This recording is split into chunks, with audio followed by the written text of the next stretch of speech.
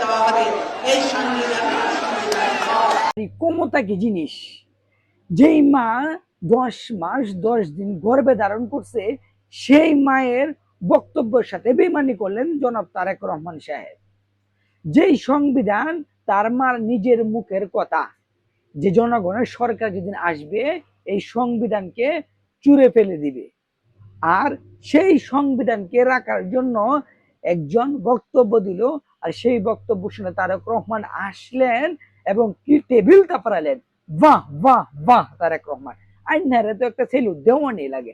আমার পক্ষ থেকে আইনারে সেলুট।